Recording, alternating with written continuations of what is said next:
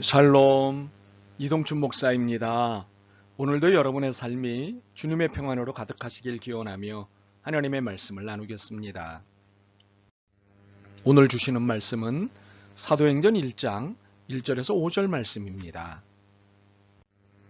데오빌로요, 내가 먼저 쓴 글에는 무릇 예수께서 행하시며 가르치시기를 시작하심부터 그가 택하신 사도들에게 성령으로 명하시고 승천하신 날까지의 일을 기록하였노라.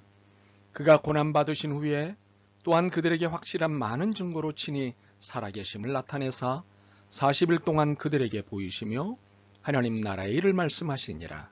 사도와 함께 모이사 그들에게 분부하여 이르시되 예루살렘을 떠나지 말고 내게서 들은 바 아버지께서 약속하신 것을 기다리라. 요한은 물로 세례를 베풀었으나 너희는 몇 날이 못되어 성령으로 세례를 받으리라 하셨느니라. 아멘. 사도행전 1장 1절에서 5절 말씀을 본문으로 사도행전 강의 첫 번째 시간 예수님 이야기를 계속하는 사람들이라는 제목으로 말씀을 나누도록 하겠습니다. 오늘부터 사도행전을 묵상하려고 합니다. 아마 긴 묵상의 시간이 될 텐데 사도행전을 묵상하려는 이유는 무엇보다도 첫 마음을 회복하고 싶어서입니다. 예수님을 처음 만났을 때의 그 감격스러움을 기억하실 것입니다. 세상이 달라 보이고 인생이 너무 신났던 그때를 기억하실 것입니다. 그런데 언제부터인가 그 감격, 그 기쁨이 사라진 내 자신을 봅니다. 변명은 있겠지만 실은 아주 심각한 일입니다. 요한계시록 2장 그리고 3장은 아시아 7교회를 향한 주님의 메시지가 담겨 있습니다. 각 교회를 향해 칭찬과 꾸지람을 주신 내용이 있습니다. 이 중 에베소 교회에 주신 말씀은 우리가 사도행전을 묵상하는 첫 번째 이유를 설명하는 데 적절합니다. 요한계시록 2장 2절에서 5절입니다. 내가 내 행위와 수고와 내 인내를 알고 또 악한 자들을 용납하지 아니한 것과 자칭 사도라 하되 아닌 자들을 시험하여 그의 거짓된 것을 내가 드러낸 것과 또 내가 참고 내 이름을 위하여 견디고 게으르지 아니한 것을 아노라. 그러나 너를 책망할 것이 있나니 너의 처음 사랑을 버렸느니라. 그러므로 어디서 떨어졌는지를 생각하고 회개하여 처음 행위를 가지라. 만일 그리하지 아니하고 회개하지 아니하면 내가 내게 가서 내 촛대를 그 자리에서 옮기리라. 물론 첫 마음, 처음 사랑을 계속해서 유지한다는 것은 쉽지 않습니다. 그러나 이를 유지하기 위해 수고하는 것은 필요합니다. 잃어버렸다면 회복하는 것이 중요합니다. 이는 개인의 일만이 아닙니다. 교회도 마찬가지입니다. 교회가 세워졌을 때에 첫 마음, 첫 열심, 첫 꿈 등등 그 모든 것을 회복하기 위해서입니다. 우리는 잃어버린 첫 것이 많습니다. 그래서 우리는 개인의 첫 신앙 회복, 교회의 첫 꿈 회복을 위해 사도행전을 묵상해야 합니다.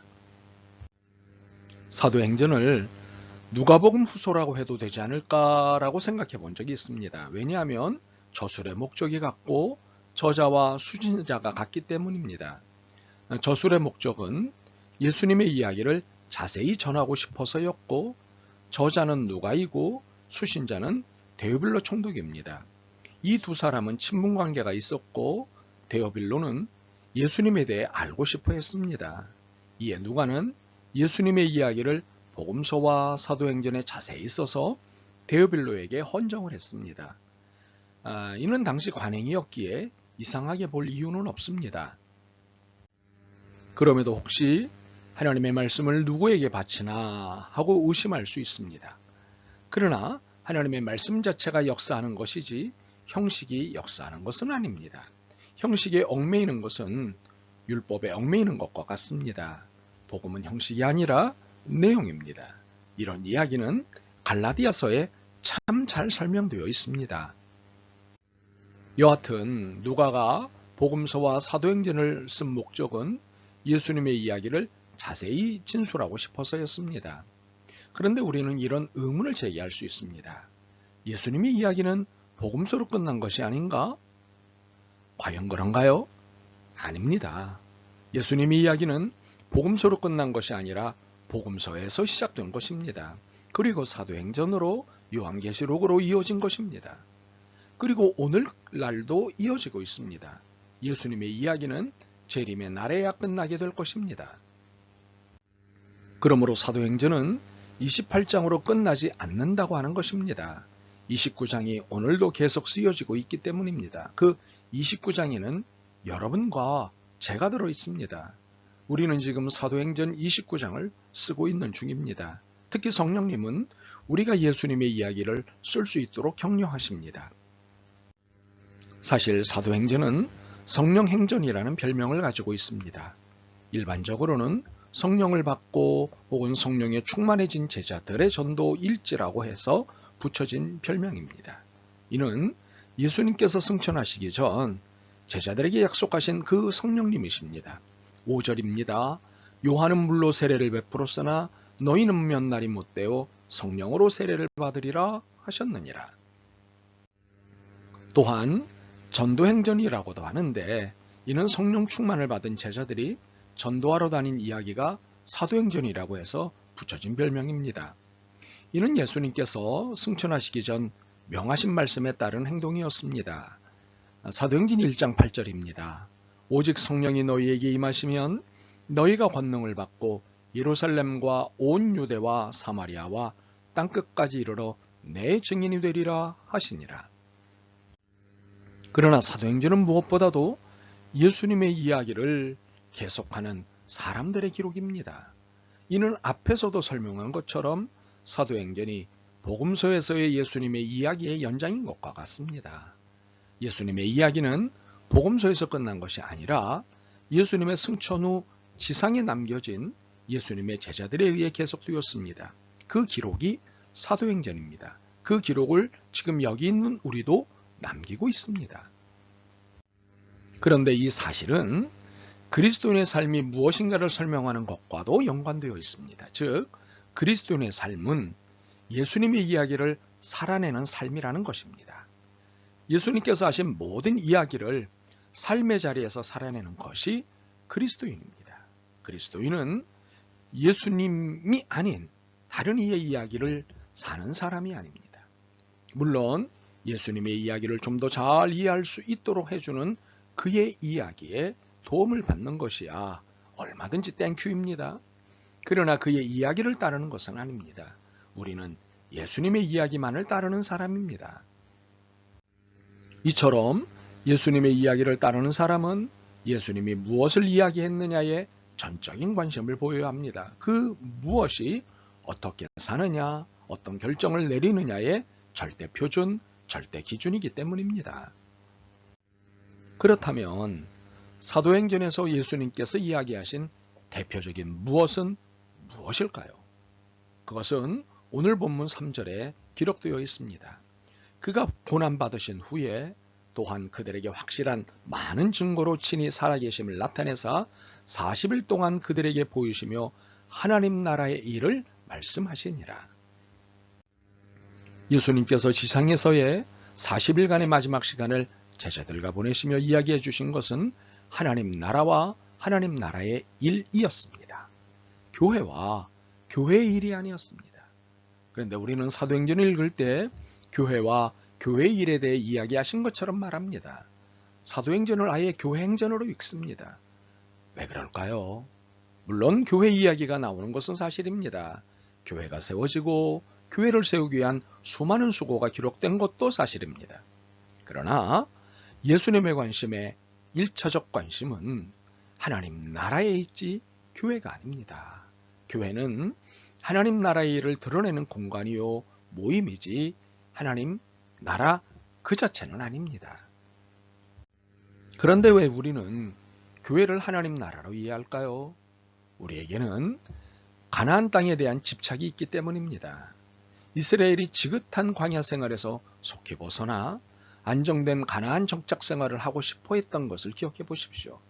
그들은 가나안 땅에 들어가길 학수고대했고 드디어 가나안에 정착을 하였습니다. 그런데 가나안에 정착한 이후 그들의 신앙은 하락하기 시작했습니다. 어떤 때는 신앙을 보기가 어려울 정도가 되었습니다. 그들의 신앙은 광야에서 고생할 때가 최고였습니다. 우리에게는 정착하여 안정되게 살고 싶은 심리가 강합니다. 이동하는 것은 불편하고 불안정합니다. 그렇기 때문에 광야와 이동의 의미를 지닌 하나님 나라를 정착과 안정의 의미를 지닌 교회로 바꿔 이해하는 것입니다. 그러므로 이스라엘이 그러했듯이 우리의 신앙도 하나님 나라를 교회로 이해하는 시점부터 하락하기 시작하는 것입니다.